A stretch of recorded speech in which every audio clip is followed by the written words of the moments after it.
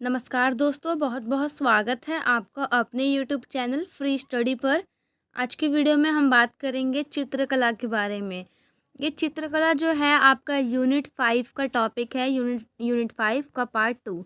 Part 1 में मैंने आपको वास्तुकला के बारे में बताया था कि वास्तुकला क्या होती है। अकबर की वास्तुकला, हुमायूं की, शाहजहाँ की, हर किसी की वास्तुकला के बारे में बताया था, जो भी मुग़ल शासक बने उनके।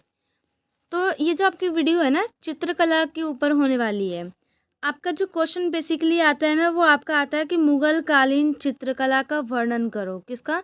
मुग़ल कालीन चित्रकला।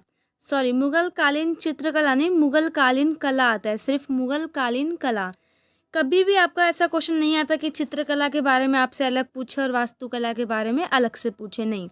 हमेशा पूछेगा तो बस वही कि मुग़ल कालीन कला का संक्षेप में वर्णन करो, या मुग़ल कालीन जो भी आपको पता है मुग़ल कालीन कला के बारे में वो बताने के लिए। तो उसमें आप बेसिकली अपनी वास्तुकला भी लिख सकते हैं और चित्रकला भी लिख सकते हैं, नृत्य कला, लिखना सुलेख कला, सब चीज़ लिख सकते हैं। लेकिन आपकी जो बुक में है वो सिर्फ वास्तुकला और चित्रकला का टॉपिक है। तो ये है आपका सेकंड पार्ट, जिसमें हम बात करेंगे चित्रकला के। तो सबसे पहले है बाबर और हुमायूं की चित्रकला। बाबर और हुमायूं दोनों को चित्रकला से प्रेम था। हुमायूं ने फारस के 2 सुयोग्य चित्रकारों को अपनी राजसभा का प्रमुख चित्रकार नियुक्त किया। यहाँ राज्यसभा नहीं, राजसभा होगा।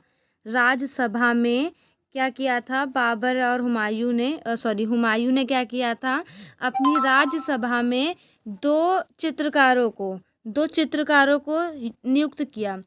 ठीक, पहला था आपका सैयद और दूसरा था अब्दुस समद। अब देखिए, हुमायूं और जो बाबर थे उन दोनों ने ही इनसे चित्रकला सीखी थी। इन्होंने दास्तान ए आराम जहाँ नामक फारसी ग्रंथ को चित्रित किया, मतलब चित्रित किया, बनाया नहीं। सिर्फ जो इसके अंदर जो भी चित्रण होगा ना, चित्र वगैरह कार्य जो होता है, वो सारा कार्य इन दोनों ने किया था। ठीक है।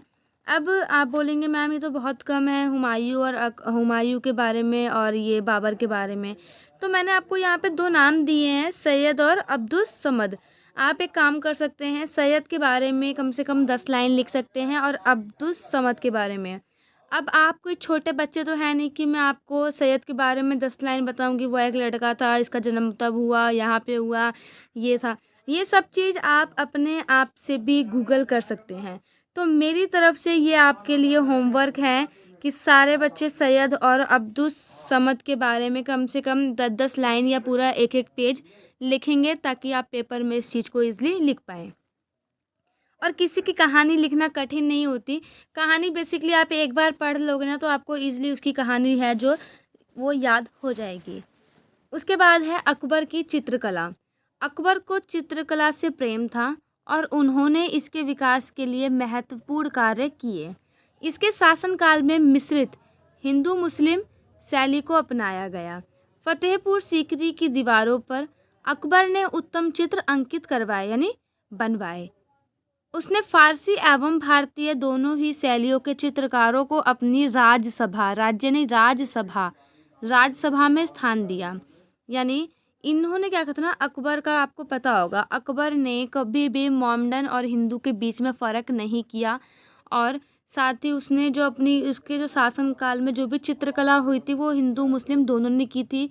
उन्होंने हिंदू और मुस्लिम दोनों की शैली को अपनाया था। हिंदू चित्रकारों में दसवंत और यह है आपका बसावन, ताराचंद, हरिवंश आदि नाम प्रसिद्ध हैं।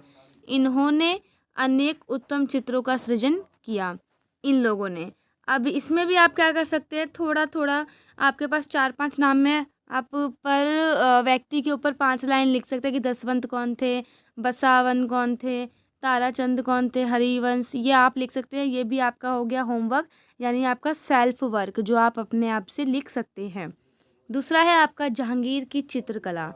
जहांगीर के शासनकाल में चित्रकला का विकास हुआ। जहांगीर एक उच्च कोटि का चित्रकार था। वह इस कला का बड़ा पारखी था।